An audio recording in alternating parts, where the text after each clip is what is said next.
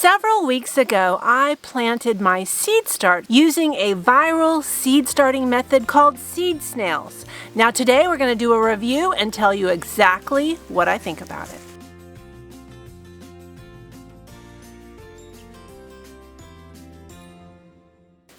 Hey friends, it's Barbara Sue at Kowalski Mountain and welcome back to the homestead. Now today we are in the Waterfall garden and I am going to plant a few flowers that I grew in my seed snails. Now I thought I would give you a review and let you know exactly what I thought about starting seeds in a seed snail. Now if you missed the original video, be sure to check it out here where I show you how I created the seed snails. We make them together and we plant them. And what a seed snail is, it's essentially a rolled up snail of soil where you can plant seeds. Now I planted all kinds of seeds for the garden, cucumbers and zucchini and flowers and basil, seeds from big seeds to tiny seeds. I tried it all and it actually works pretty amazing. Now here at Kowalski Mountain, we just moved here this last fall, and so we don't have everything in place that we need to really kind of do all the things we want to do, and a greenhouse is one of the things that is not completed. So my seed starts literally were out on the ground in front of our RV. Every day we would cover it with visqueen, and when it was really cold, we would cover it with a blanket that was filled with hay.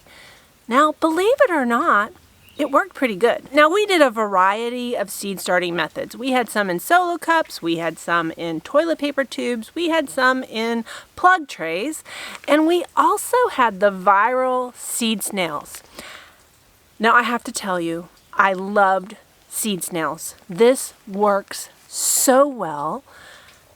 It's so easy, it takes up so little space. It's definitely going to be my go-to method for seed starting. And I have to tell you, isn't it beautiful to look at this bouquet of flowers? Now these are snapdragons, and I brought another one. These are zinnias. Now I probably should have planted these a little while ago, but their flowers in the vegetable garden had first priority, so I'm finally getting around to it. Now I wanted to share with you some of the things I learned about seed snails. First thing I learned, you want to be sure that you plant your larger seeds at an appropriate depth. Now with my tromboncino squash, I did think I planted them at an appropriate depth. But when I unrolled the seed snail, the very top of the stem, right at the base of the soil, seemed weak. Now my plants all survived and they're doing great. It just seemed really, really flimsy. You want to be sure to plant those larger seeds at an appropriate depth so that they have a strong base so that they'll grow well. The next biggest thing that I learned. If you go back to my original video, when I was planting some of those seed snails, I could get probably 18 to 20, 21 seeds of a larger seed in a seed snail that was about 3 feet long. And some things I don't need 21 watermelon plants. You know, that's way too many watermelons. So to kind of combat that, I put more than one seed in my seed snail. Now I was smart about it. I labeled my seed snail and I put that there were 7 watermelons and 6 cantaloupes. And I labeled it so that I would know exactly what grew. But you want to know what the problem was with that? Not all the seeds germinate. So even though I know technically how many watermelons and cantaloupe there should have been, I couldn't tell what was what. And so some of it we just planted in hopes it's the right thing where it needs to be. So that's another tip I would give you. Only plant one kind of seed per seed snail, even if that means making a smaller seed snail. Maybe make it only 18 inches long and have a single variety per snail. Now another thing I learned, and my snapdragons are kind of a good example of that. You see this plastic right here? Snapdragons were one of the tiny seeds that I went ahead and put a little piece of saran wrap over the top to create a greenhouse. Now the hard thing was I couldn't see in it, and I couldn't tell if the seeds were germinating, and I kind of opened them up too soon. You definitely want to leave that saran wrap on a little bit longer so that the soil stays nice and moist so that your seeds would germinate. Now, as a result, things like the snapdragons here, I didn't thin this at all. I probably should have. But this was a tiny seed and I never thinned them. Now another thing I never had to do was I never had to add any soil to any of my seed snails. One of the cool things about seed snails is you don't have to pot up. If your plants look like they need more soil, maybe they're getting yellow or you're starting to see their roots at the bottom, you can unroll the seed snail and add more soil. I didn't have to do that at all with any of my plants. I didn't even feel like I needed to, so it actually really helped. There was no potting up at all. Now another thing I really loved was I loved keeping my seed snails in a tub of water. So I could always have water available to them and they were bottom watering. Now if I did ever top water, you want to be sure to water the entire snail because it's not always level and the water doesn't always go in the whole part. So you want to make sure that you water it carefully on the entire seed snail. Now really, that's all the tips I have.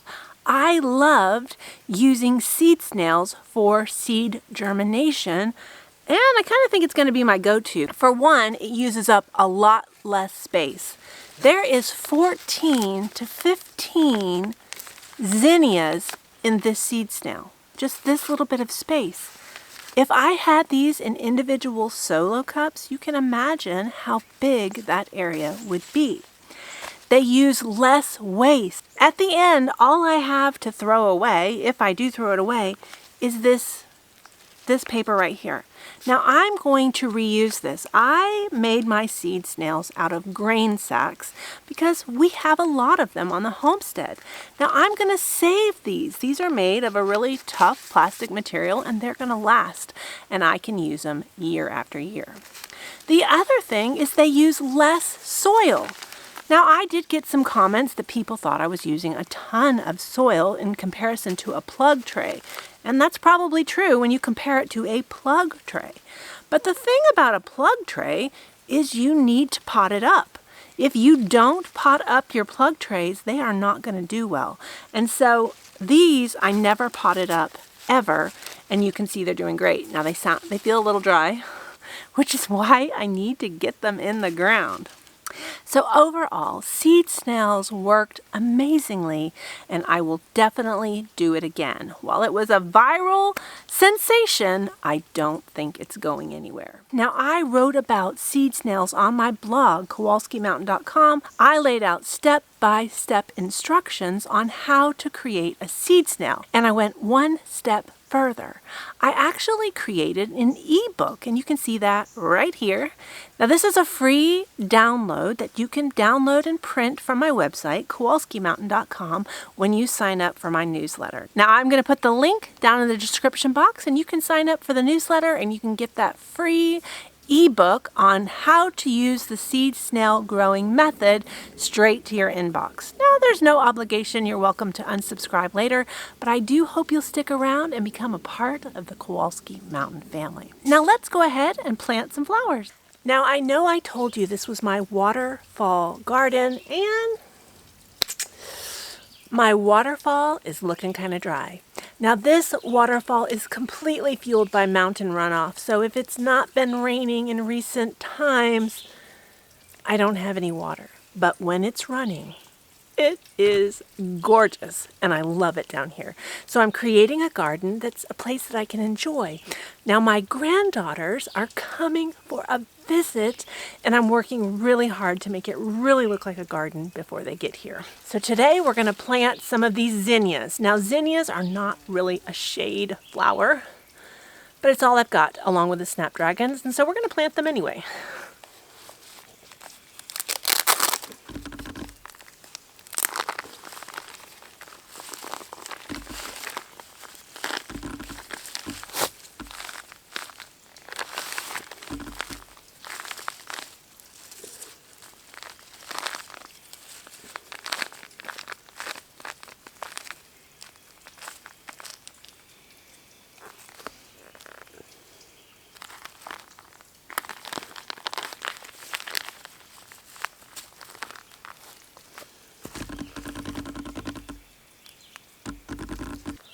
Now, I do have some poison ivy in here, so I'm trying to be careful of that. I definitely don't need poison ivy.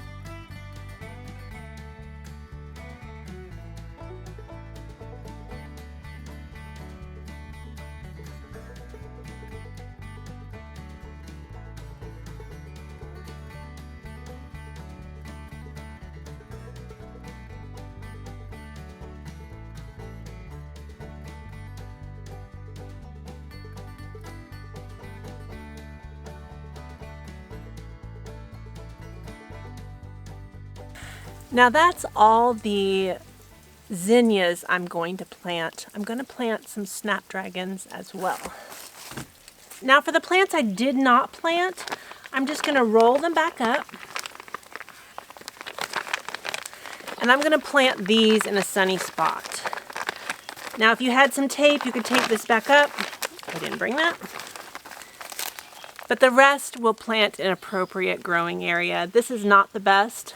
I'm hoping they have a little pop of color when my granddaughters come. Now we're going to do the same with the snapdragons.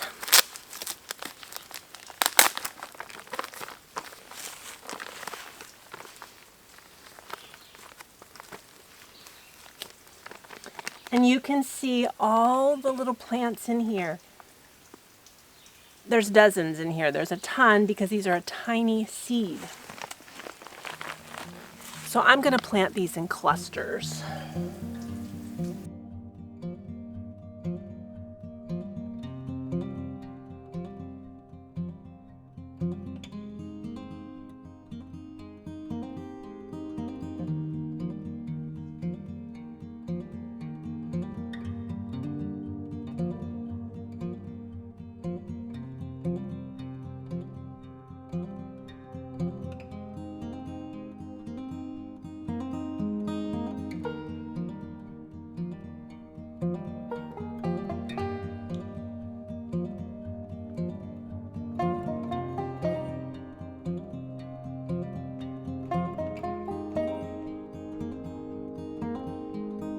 Now the rest of the snapdragons I will plant over in a sunny spot. Now if this is your first time coming down to my waterfall garden, I've been working on this for quite a while. In our workations I would just do as much as I could, but now that we're full-time here, I try to sneak time down here to work whenever I get a chance. I put in all the steps that you see on that hillside to make it easy to come down. And I'm finally getting a vision for this area. It's been really hard to see this as a garden because I don't visualize things well, but I knew it could be beautiful. So I've been putting in a rock edge around this garden. This will be the main garden.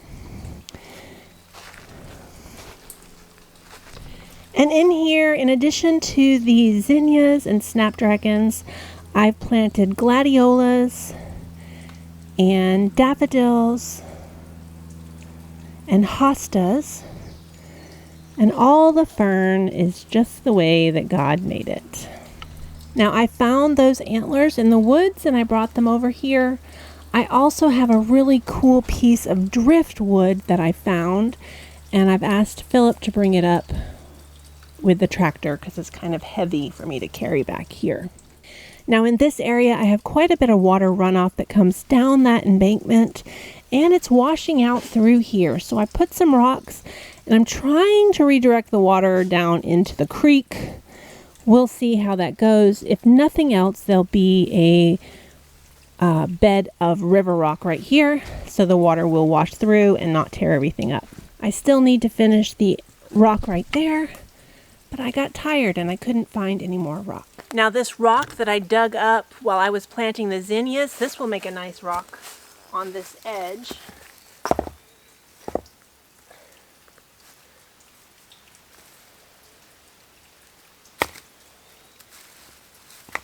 This is not complete yet, but it's coming together.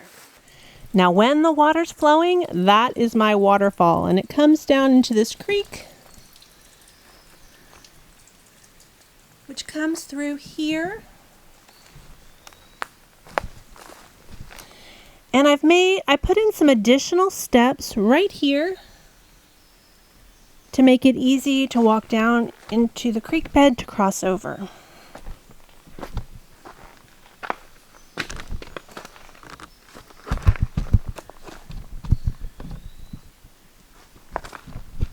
Now over here I am working on a rock pathway, which I've just started within the last couple weeks.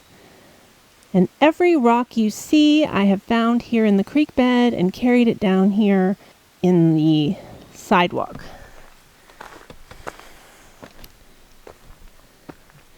Now the walkway will come through here. Eventually, I'll plant some more plants into this wall. I'm going to have a slight meander here. I really liked that rock, so I wanted to meander around the rock.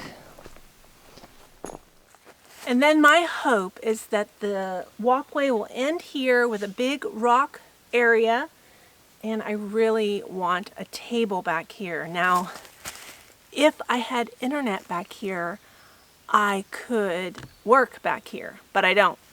So that makes that harder. But it's still a beautiful place for a picnic, a nice getaway, just to get out and listen to nature. I love listening to the birds. I love listening to the water. And while I know it's a long way from being a garden, I really see that it's going to be a beautiful place. Now the creek continues down, and I tried to leave this section of the creek as natural as possible. None of the rocks in the walkway came from this section of the creek. I don't know if you can see, there is a log that crosses the creek right back there. That is my cutoff point. I don't pull any rock except beyond that log. I try to leave this area as natural looking as possible. Now the fern is coming in and everything just looks gorgeous. Now if there was water there, you could imagine how beautiful that is. I really love this little piece of heaven right here on Kowalski Mountain. Well, friends, I hope you've enjoyed my review of the seed snail seed starting method. And if you want to learn more, be sure to check out my blog post below. It gives you all the details. And don't forget, if you want to download that free ebook, be sure to sign up for my newsletter and you can get that emailed to you straight away. As always, friends, we really appreciate you watching, especially to the very end. If you haven't hit that subscribe button yet, hit that button. We'd love you to be a part of the Kowalski Mountain family. Thanks so much. We'll see you next time.